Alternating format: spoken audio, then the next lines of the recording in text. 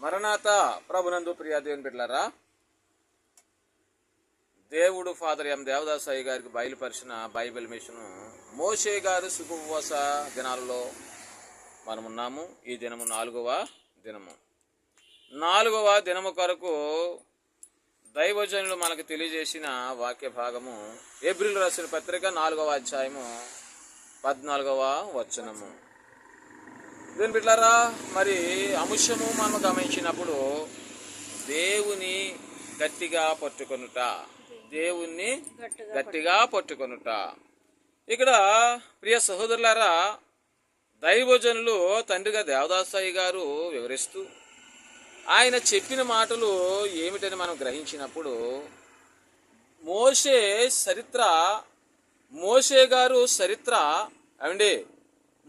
గారు చరిత్ర అంతటిలో మనకు కనబడే ముఖ్య అంశము ఏమిటి అని మనం గమనించినప్పుడు గట్టిగా పట్టుకొనుట. ఏంటండి? గట్టిగా పట్టుకొనుట. ఏమి మనము గట్టిగా పట్టుకోవాలి అని మనము చూస్తే, దైవజనులు ఏప్రిల్ రాసిన పత్రిక 4వ అధ్యాయము 14వ వచనంలో ఏం చెప్తా ఉన్నారు?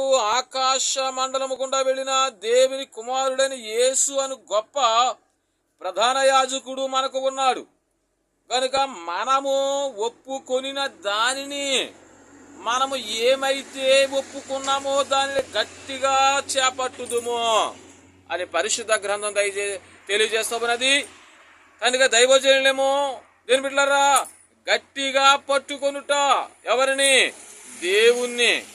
ఏమండి, మనము గట్టిగా పట్టుకొనవలసింది దేవుణ్ణి పట్టుకోవాలి కానీ లోకాన్ని కాదు. ఈ లోకంలో ఉన్న దేని బిడ్డలారా ధనధాన్యాలను కాదు. మనము గట్టిగా పట్టుకొనవలసినది దేవుణ్ణండి, యేసుక్రీస్తు ప్రభువారిని. అందుకే దైవజనులు అంటూ ఉన్నారు, దేని బిడ్డలారా, మనము ఒప్పుకునేదాన్ని గట్టిగా చేపట్టుదుము. ఏప్రిల్ రాసిన పత్రిక 10వ అధ్యాయం 23వ వచనంలో కూడా మనము ఒప్పుకొన్నది నిశ్చయముగా పట్టుకుందుము, విశ్వాసమును గట్టిగా పట్టుకొనవలెను. దేని బిడ్డలారా, ఏమి మనం పట్టుకోవాలి? విశ్వాసము. దేని బిడ్డలారా, గట్టిగా మనము పట్టుకోవాలి. అలాగే ప్రియ సహోదరులారా, తిమోతిలు రాసిన మొదటి పత్రికలో 3వ అధ్యాయం 9వ వచనంలో కూడా దేని బిడ్డలారా, విశ్వాస మర్మము గైకొనుట అనగా దేని బిడ్డలారా, మర్మము గైకొనుట అనగా పట్టుకొనుట. కాబట్టి విశ్వాసమును మనము గట్టిగా పట్టుకోవాలి. విశ్వాసాన్ని ఎలా పట్టుకోమండి? మనకు అంకద కదా ప్రియ సహోదరులా అన్నవారు కూడా ఉన్నారు. కాబట్టి విశ్వాసమును ఎలా పట్టుకోవాలో నీవు దేవునికి మందిరముకు వచ్చినప్పుడు దేని బిడ్డలారా దేవుడు నీకు తెలియజేస్తాడు. మనము లోకంలో తిరిగితే విశ్వాసాన్ని ఎలా పట్టుకోవాలో మనకు తెలియదు. విశ్వాసంలో ఉన్న కృపేంటో మనకు తెలియదు. విశ్వాసంలో ఉన్న రక్షణ భాగ్యం అంటే మనకు తెలియదు. కాబట్టి మనం లోకంలో ఉన్నంత చెప్పు కూడా మనకు ఏమీ తెలియదు. కాబట్టి ప్రియ సహోదరులారా, మనము ఇక్కడ గమనించినప్పుడు దైవజనులు అంటూ ఉన్నారు, విశ్వాసాన్ని మనం గట్టిగా పట్టుకోవాలి. లోకంలో ఉంటే విశ్వాసాన్ని పట్టుకోగలమా? దేవునిలో ఉంటే విశ్వాసాన్ని పట్టుకోగలమా? ప్రియ సహోదరులారా, విశ్వాసాన్ని మనము దేవునిలోనికి వచ్చినప్పుడే ప్రియ సహోదరులారా విశ్వాసాన్ని మనము గట్టిగా పట్టుకొనగలము. దేవుని మహిమ కలుగునుగాక. ప్రియ సహోదరులారా గమనించండి, విశ్వాసం అనేది ఎలా వస్తావన్నది వినుట వలన విశ్వాసం వస్తావన్నది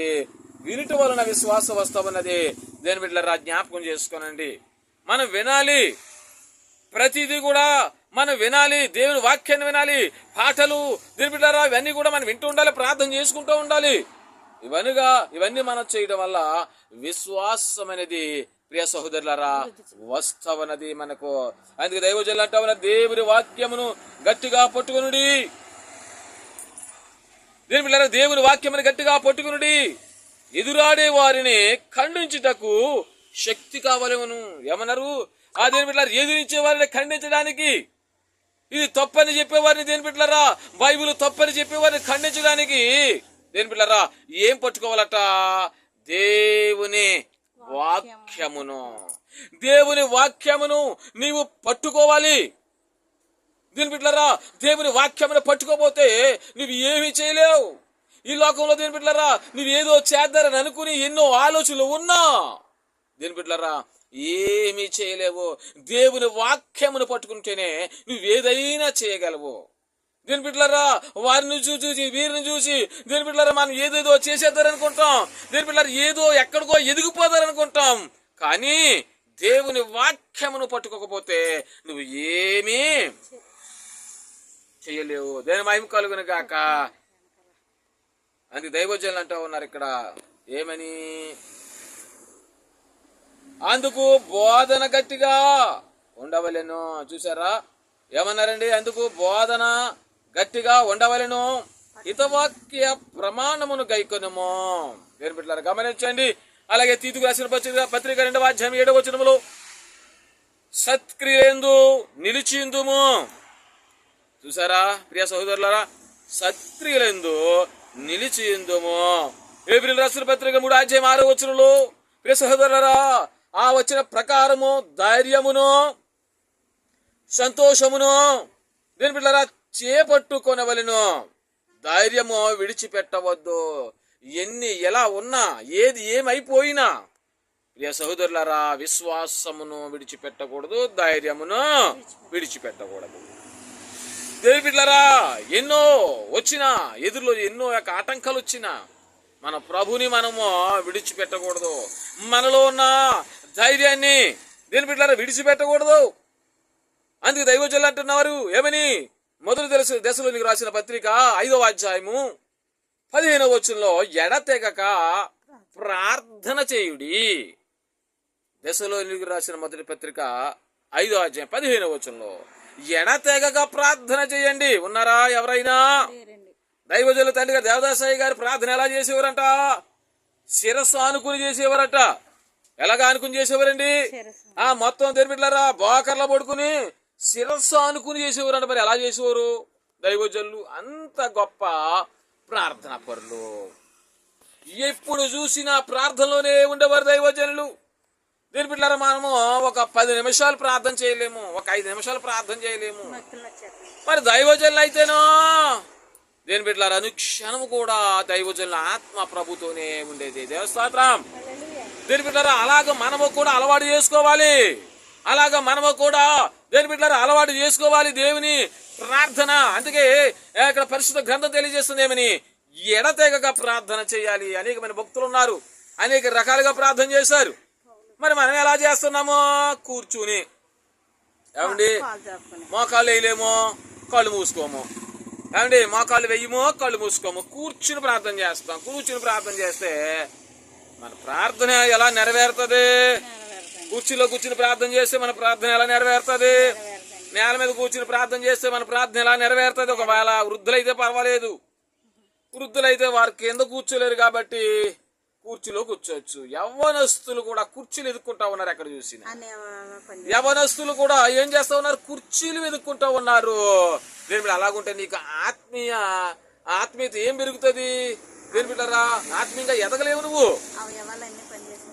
అవయవాలన్నీ పనిచేసినా కాటికి నువ్వు కుర్చీ మీద కూర్చుంటున్నావు అంటే నీలో ప్రార్థన లేదని దానికి అర్థము. ప్రార్థన లేదు. ఒకవేళ వృద్ధులైతే కింద కూర్చున్నా పర్వాలేదు, కానీ దీని బిడ్డలారా జ్ఞాపకం చేసుకునేందుకు దైవజనులు అంటారు ఎడతెగక ప్రార్థన చేయాలండి. ఎడతెగక ప్రార్థన చేయాలి. దీని బిడ్డలారా గమనించండి.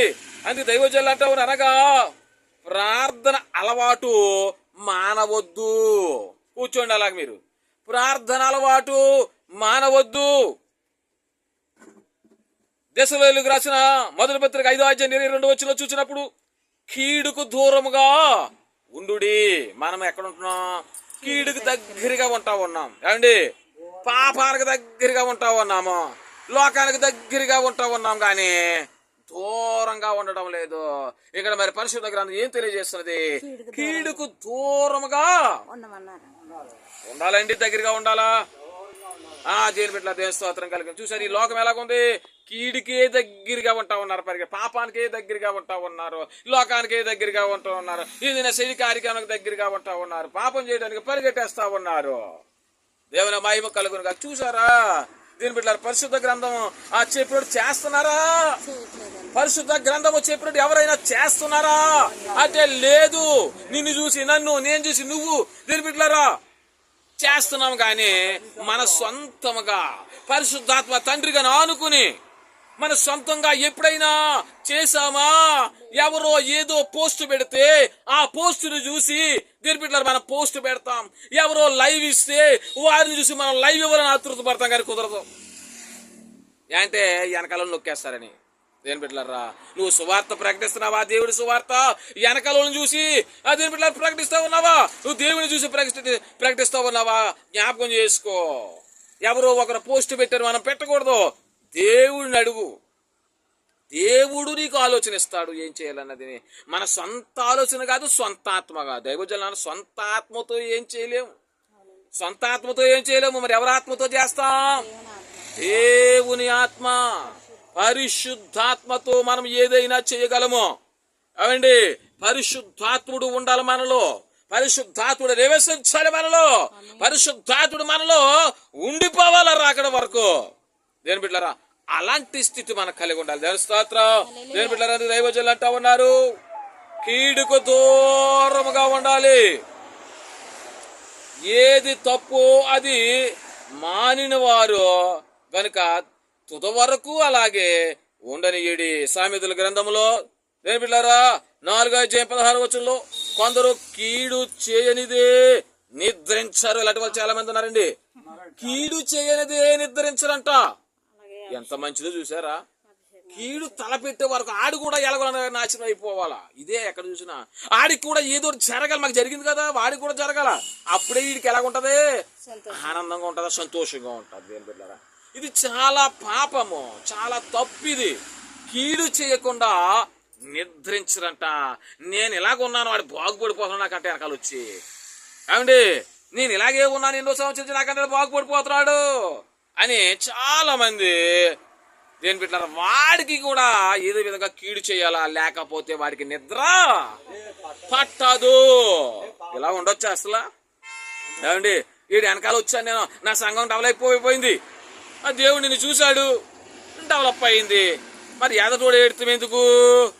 నేను ఎప్పుడిచ్చో ఉన్నాను, నా సంఘం డెవలప్ అవ్వలేదు, వాళ్ళ సంఘం డెవలప్ అయింది, నీలేమి లేదు, ప్రార్థన లేదు. మరి పరిశుద్ధ గ్రంథం ఏం చెప్తుంది? ఎడతెగక ప్రార్థన చేయమన్నారు. నీలో విశ్వాసం లేదు, ప్రార్థన లేదు, ఆ ప్రభు ఉన్నాడన్న ధైర్యం కూడా లేదు. నేను బిడ్డలారా, ఎవడ కానికిస్తాడా, ఎప్పుడు ఇస్తాడా, ఎక్కడ ఇస్తాడా, ఎలాగ ఇయ్యాలా పొడి బీడి అనుకుంటా దేని బిడ్డలారా ఎదురు చూస్తా ఉంటారు. ఆయనకి పొడి ఎలాగేయాలని కూడా ఒక ఆయన చూసారా, ఓ పాస్టర్ గారిని కూడా ఎలాగేస్తానో చూడు పొడి అని కూడా. దేని బిడ్డలారా, ఎంత మాకు తెలీదు, ఊహలేదు. ఎంత తప్పది. నువ్వు దేవుణ్ణి అడగాల. ఎవరిని అడగాల? అడుగుడి మీకు ఇయ్యబడును. దేని బిడ్డలారా, నా నామమున మీరు నన్ను ఏమడిగినా ఇస్తానని, ఇదిగో యోహాను 14:14. దేని బిడ్డలారా చూసారా, ఈ రెండునంట ఎస్టీడీ కోడ్లు అన్నారు. మన ఆత్మీయ తల్లి గారు ఏమన్నారు? ఎస్టీడీ కోడ్ లాంటివంట. ఆ రెండు కూడా మొత్తం 7:7, యోహాను 14:14. నా తల్లిగారు ప్రమిలమ్మ గారు చెప్పారు. ఒక మెసేజ్లో చెప్తూ ఉన్నప్పుడు మేము విన్నాము ఆ మాట. దీని బిడ్డలారా, ఎస్టీడీ కోడ్ లాంటి నా నామమున మీరు నన్ను ఏమడిగినా ఇస్తాను, అడుగుడు మీకు ఇయ్యబడును. యోహాను 14:14, మత్తయి 7:7. ఈ రెండు వాక్యాలు కూడా ప్రియ సహోదరులు ఎస్టీడీ కోడ్ లాంటివి అన్నారు దైవజనులు. దాని మహిమ కలుగును గాక. అందుకు దైవజనులు అంటా ఉన్నారు ఇక్కడ.